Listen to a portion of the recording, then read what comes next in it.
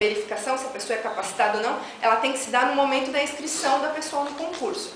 Não pode o legislador, o administrador, permitir que ela se inscreva no concurso, que ela passe no concurso e no momento de ser empossado, de tomar posse, ele se negar da posse em razão de que ele acredite que ela não seja capacitada. Cabendo aí um conhecido nosso, e conhecido dos concurseiros, que é o mandado de segurança. Ainda, no caso de concursos públicos, o administrador tem que se certificar de que estão asseguradas todas as condições de acessibilidade, quer dizer, as adaptações na sala, se ele precisar de próteses, de intérprete, de provas em braille.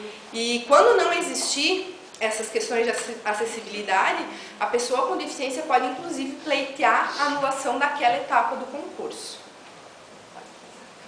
No setor privado, então, está previsto na Lei 8.2.13 de 91, que é reservada também uma porcentagem que vai de 2% a 5%, isso de acordo com o número de empregados da empresa.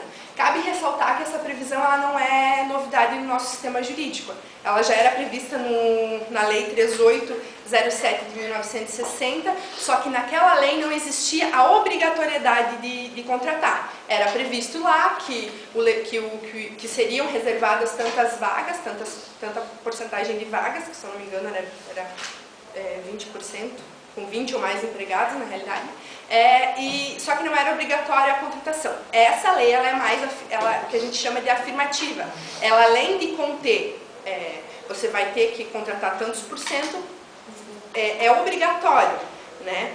A norma ainda dispõe que a dispensa, em caso de trabalhador reabilitado ou de deficiente habilitado em contratos de trabalho por mais de 90 dias, e nos casos de demissão imotivada, em contratos de trabalho por prazo indeterminado, ela só pode se dar com a admissão de um funcionário em condição semelhante. Quer dizer, o empregador quer demitir? Demita, mas anteriormente ele tem que contratar um empregado em condição semelhante. Quer dizer, o legislador buscou a efetividade da norma com essa condição.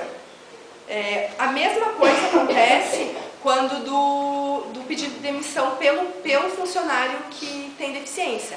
Não é porque foi ele que pediu demissão que o empregador vai se livrar de contratar outro em condição semelhante. Ele só vai poder aceitar a demissão do empregado com deficiência mediante a contratação de outro semelhante. As modalidades de inserção da pessoa com deficiência no mercado de trabalho são a colocação competitiva, a colocação seletiva e a promoção do trabalho por conta própria. A colocação competitiva é um processo de contratação regular, nos termos da legislação previdenciária e trabalhista, só que na colocação competitiva não são necessários os apoios especiais, as próteses, a adaptação do espaço. A colocação seletiva, ela também é uma espécie de contratação normal, nos termos da legislação previdenciária e trabalhista, só que ela necessita da adaptação do meio, da acessibilidade e de próteses para desenvolver o trabalho. E a promoção do trabalho por conta própria, que é a última previsão, ela é a ação de uma ou de mais pessoas em busca de um trabalho cooperativado ou em regime de economia familiar. Tá? Ela não gera vínculo trabalhista regido pela legislação trabalhista e previdenciário, e ainda a legislação faculta as pessoas as entidades que intermediam essa contratação de trabalho fiscalizar e dar o apoio a essas pessoas.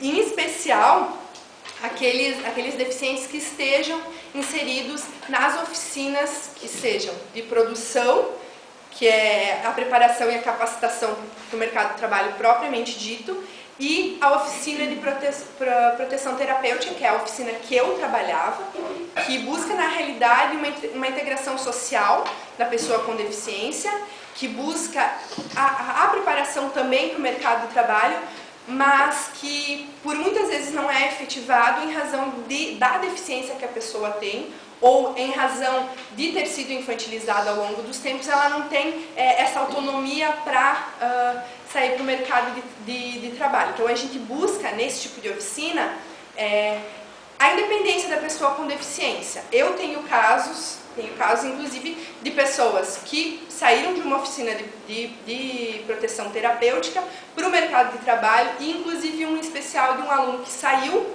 falou para a família, eu vou sair, eu vou arrumar um trabalho, arrumou, ele conseguiu um trabalho, começou a trabalhar e inclusive estava ganhando melhor do que eu. As considerações finais, então. Através desse estudo, foi possível verificar que quando o legislador instituiu o direito da pessoa com deficiência ao trabalho como princípio constitucional, através do princípio da igualdade, ele quis igualar mesmo o cidadão com deficiência aos demais cidadãos, uma vez que é direito de todo cidadão o direito ao trabalho. E não só isso, quando ele tornou a norma mais efetiva, ele fez com que a pessoa com deficiência ela não tivesse somente direito ao trabalho, mas ela tivesse direito a uma vida propriamente dita, ao convívio social, a ter uma independência, a ser mais valorizada no âmbito da sociedade, coisa que antigamente não era.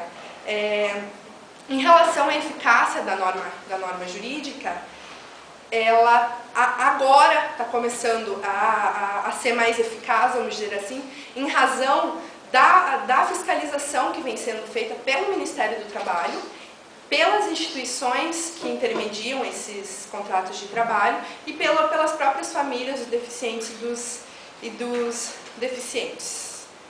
Eu tenho tempo ainda, prof? Como? Eu ainda tenho tempo?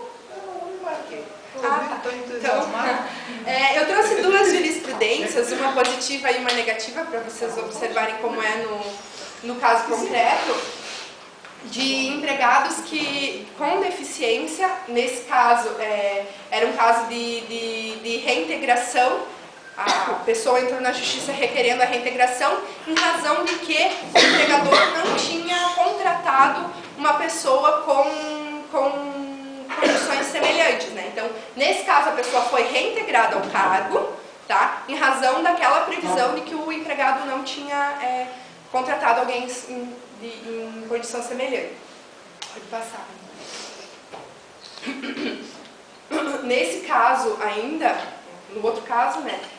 A pessoa não foi reintegrada no cargo, em razão de que mesmo sem tempo, tinha decorrido já os 90 dias que a empresa tem para contratar, ela contratou após, porém, o empregado não foi reintegrado, porém, ele teve direito a ser indenizado por aqueles dias que passou dos 90 dias, como se ele ainda estivesse trabalhando na empresa, no caso.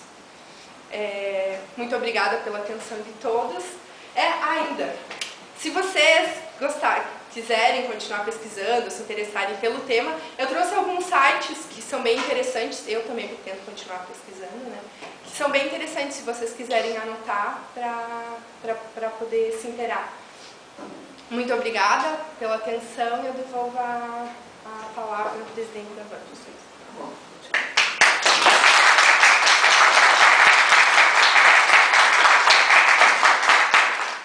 Valesca, muito bem. Nós vamos, então, nesse momento, proceder à continuidade, dando a palavra para os membros da banca. Para o Pode começar? Pode ser. Muito obrigada, professora Marilene. Primeiramente, cumprimento a Valesca pela apresentação do trabalho. Cumprimento os membros da banca, professora Marilene.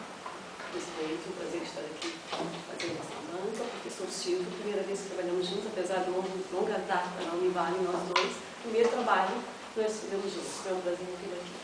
cumprimento a todos os acadêmicos aqui presentes, né? Sinto muito se vou transmitir uma gripe totalmente involuntária, inclusive peço desculpas a Valesca se, né, por algum momento, aqui devido à minha coriza, que tenha atrapalhado.